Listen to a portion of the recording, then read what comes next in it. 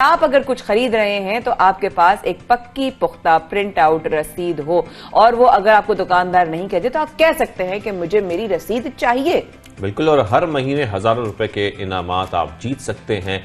जैसा कि ये बताया जा रहा है कि इनामी स्कीम में शामिल होने वालों के लिए कुरंदाजी 15 जनवरी को होगी। तो ये किस तरीके से काम करेगी? क्या इसमें कोई लिमिट भी सेट की गई है कि आपने इतने पैसों की शॉपिंग करनी है तो कुरंदाजी होगी? इसलिए हमें ज्वाइन किया शो में तर्जुमान FBR मोहम्मद असद ताहिर साहब ने। ताहिर साहब, बहुत शुक्रिया, आपको खुशामदीद कहेंगे। सर, सबसे पहले तो हम आपसे यही जानना चाहते हैं कि ये POS सिस्टम क्या है, ये हमारे नाजरीन को बताएं जरा। बहुत शुक्रिया 92 न्यूज़ का मुझे अपनी मॉर्निंग नशरियात में लेने के लिए और FBR को ये मौका फराहम करने के लिए कि मैं आपके नाजरीन के सामने ये एक अहम संग मेल मनसूबा जो FBR ने तरतीब दिया है उसको एक्सप्लेन कर सकूं। POS जो है, पॉइंट ऑफ सेल सिस्टम, दरअसल एक खुदकार शफाफ निज़ाम वज़ा किया है FBR ने। मुल्क की तारीख़ में पहली मरतबा सार्फिन को, ख़रीदारों को अंगेज करने के लिए ये एक कंप्यूटराइज्ड सिस्टम वज़ा किया गया है, जिसका मकसद ख़रीदारों से पॉइंट ऑफ सेल से जब वो ख़रीदारी करते हैं तो उनसे जो सेल्स टैक्स की मद में टैक्स वसूल किया जाता है उसको एक शफाफ अंदाज में, मरबूत अंदाज में कौमी ख़जाने में लाने का अमल यकीनी बनाना है। आपको मैं ये बताता चलूँ कि इस वक्त हमारे एक मुताद अंदाजे के मुताबिक पाकिस्तान का जो रिटेल सेक्टर है उसका सालाना टर्नओवर 18 से 20 ट्रिलियन रुपए का है, जिसमें सिर्फ 3 से 4 ट्रिलियन का जो टर्नओवर है, जो तिजारती हुजम है, वो हमारे टैक्स क्लब का मेंबर है, वो अपने हिस्से का टैक्स अदा करते हैं। जबकि रिटेल सेक्टर का 80% जो हुजम है, सालाना कारोबार है, वो हमारे टैक्स रडार पे नहीं है और वहाँ से टैक्स चोरी होता है। इस अमल को यकीनी बनाने के लिए और ख़रीदारों से सेल्स टैक्स वसूल करने के बाद उसको कौमी ख़जाने तक यकीनी अंदाज में लाने के लिए FBR ने पहली मरतबा ख़रीदारों को, सार्फिन को अंगेज किया है, उनको इंसेंटिवाइज़ किया है कि वो जब पॉइंट ऑफ सेल पे जाएं तो वो FBR के साथ जो मरबूत मुंसलिक पॉइंट ऑफ सेल्स हैं उनसे ख़रीदारी करें और उनसे कंप्यूटराइज्ड पक्की रसीद तलब करें। जैसे ही वो पक्की रसीद कंप्यूटराइज्ड मांगेंगे तो उस रसीद की वजह से वो टैक्स जो उनसे ख़रीदारी के वक्त वसूल किया जाता है वो कौमी ख़जाने में बराह रास्त जमा हो जाएगा।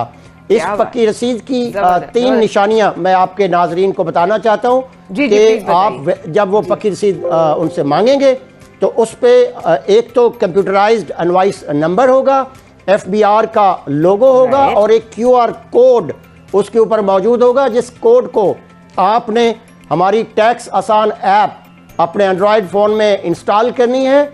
आपके प्ले स्टोर में वो टैक्स आसान ऐप मौजूद है, उससे वो QR कोड को स्कैन करें और जैसे ही आप वो QR कोड स्कैन करेंगे तो आप हमारे उस डाटा बैंक में आ जाएंगे जहां से हर महीने हमने उन कैप्चर्ड इनवॉइसेस की बुनियाद के ऊपर FBR हेडक्वार्टर में कंप्यूटराइज्ड शफाफ अंदाज में कुर्रा अंदाजी करनी है और उस कुर्रा अंदाजी में आपको मिलेंगे हर महीने की 15 तारीख को 5 करोड़ 30 लाख के इनामात। जबरदस्त जबरदस्त साहब, ये तो बहुत ही जबरदस्त बात है। तो जो आपने बेसिकली हमें अभी क्लियर किया कि आपको रसीद के साथ उसमें बार कोड होगा, उस बार कोड को आप स्कैन कर सकते हैं।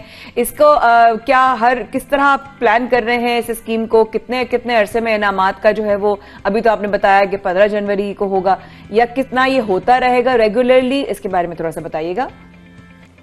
इब्तदाई तौर पे FBR ने इस स्कीम को ग्रॉस रूट लेवल पे ले जाने के लिए, चूँकि हमारा मुल्क 220 मिलियन अफराद पर मुश्तमिल है, ये 1 साल की इब्तदाई तौर पे हमने प्लानिंग कर रखी है। हर महीने की 15 तारीख को इंशाल्लाह FBR हेडक्वार्टर में जो गुज़श्ता माह 1 से लेकर 30 तारीख तक वो कंप्यूटराइज्ड वेरीफाइड इनवॉइसेज होंगी, उस डाटा रिपोजिटरी को हम कैप्चर करके हमारा एक खुदकार निज़ाम हमने वज़ा कर दिया है और गुज़श्ता उस पूरे माह में कैप्चर्ड वेरीफाइड कंप्यूटराइज्ड इनवॉइसेज जो हमारे FBR के Tier 1 रिटेलर जो FBR के उस खुदकार निज़ाम के साथ मुंसलिक होंगे, उनसे जो हासिल की गई रसीदें हैं उसकी बुनियाद पर हर महीने 5 करोड़ 30 लाख के 1007 खुश नसीबों में 5 करोड़ 30 लाख के इनामात तकसीम किए जाएंगे। और मैं यहाँ आपके नाजरीन को ये बताता चलूँ कि सबसे बड़ा इनाम 10 लाख रुपए का है, फिर दूसरी पोजीशन पे 5-5 लाख के 2, तीसरी पोजीशन पे 2.5 लाख के 4, जबकि नीचे 1000 इनामात जो हैं वो 50 हज़ार रुपए की मालियत पर मुश्तमिल हैं। जबरदस्त। यानी कि ताहिर साहब आज से हम सब लोग जो है रसीदें इकट्ठी करना शुरू कर दें। मैं तो शुरू कर रही हूँ यहाँ पर भाई। ये भी बताइएगा ताहिर साहब कि इसी कोई लिमिट भी सेट की गई है? इसकी कोई लिमिट नहीं, सिर्फ हम ये चाहते हैं कि जो हमारे यार के साथ मुंसलिक टियर 1 रिटेलर्स हैं, बड़े स्टोर्स हैं, बड़े शॉपिंग मॉल्स हैं, ग्रॉसरी स्टोर्स हैं, रेस्टोरेंट्स हैं जहां आप खाना खाने जाते हैं, तो जैसे ही आपसे वो बिल वसूल करते हैं, आमतौर पे आपने देखा होगा कि वह आपको एक कच्चा बिल या कच्ची रसीद देते हैं, लेकिन इसके ऊपर आपकी खरीदारी की अमाउंट के अलावा आपसे सेल्स टैक्स वसूल कर लिया जाता है। लेकिन जब तक वो आप पक्की कंप्यूटराइज रसीद नहीं मांगेंगे, ये यकीन रखें कि वो टैक्स उस वसूल करने वाले की जेब में जा रहा है, वो कौमी खजाने का हिस्सा नहीं बन रहा। अच्छा सर, यहाँ पर ताहिर साहब एक सवाल ये भी करना चाहता हूँ कि इसमें FBR के क्या मकासद हैं खासतौर पर जैसे ये स्कीम शुरू की गई है? FBR चूंकि इस मुल्क का सबसे बड़ा वो कौमी इदारा है जो साल भर इस कौमी खजाने के लिए महसूलात यानी टैक्सेस इकट्ठे करता है, तो हम इस अमल के ज़रिए ये यकीनी बनाना चाहते हैं कि हमारे सार्फिन से, ख़रीदारों से पॉइंट ऑफ सेल पे वसूल किया जाने वाला टैक्स बराह रास्त कौमी ख़जाने में मरबूत अंदाज में, शफाफ अंदाज में लाया जा सके। उसके लिए हमने अपने ख़रीदारों को, सार्फिन को एंगेज किया है, उनको हम अवेयर कर रहे हैं, उनको एजुकेट कर रहे हैं, उनको एंगेज कर रहे हैं। इस भरपूर हमागीर कौमी मुहिम के ज़रिए हम ये बावर कराना चाहते हैं अपने ख़रीदारों को, सार्फिन को, कि बराह करम जब वो शॉपिंग करते हैं तो ये यकीन रखें कि उस टैक्स को जो उनकी जेब से निकाला जा रहा है वो FBR तक, कौमी ख़जाने तक लाएं। और उसके लिए इस स्कीम में हम ये एजुकेट करना चाहते हैं, उनको एंगेज करना चाहते हैं कि कहीं ऐसा ना हो कि उनकी जेब से तो टैक्स निकल जाए लेकिन वो कौमी खजाने में जाने की बजाय उस पॉइंट ऑफ सेल पे जो आपको बेचे जाने वाले माल पे टैक्स लिया गया है वो शायद उन्हीं के वसूल के निंदगान की जेबों में ना चला जाए।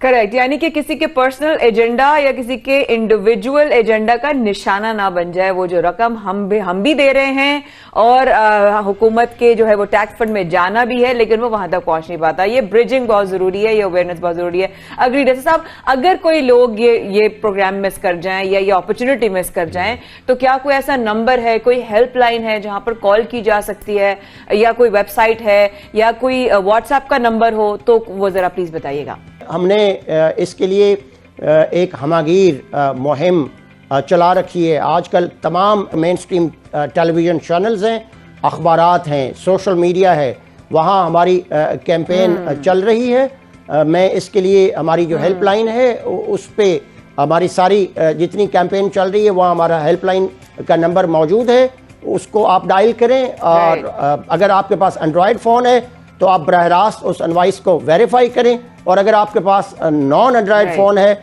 यानी स्मार्टफोन नहीं है तो अपनी उस एनवाइस को सिर्फ INV टाइप करें SMS में और स्पेस दे के अपना वो कंप्यूटराइज्ड एनवाइस नंबर दर्ज करें और 9966 पे मैसेज कर दें, SMS कर दें, तब भी वो आपकी जो एनवाइस है वो हमारे उस सेंट्रल डाटा बैंक का हिस्सा बन जाएगी।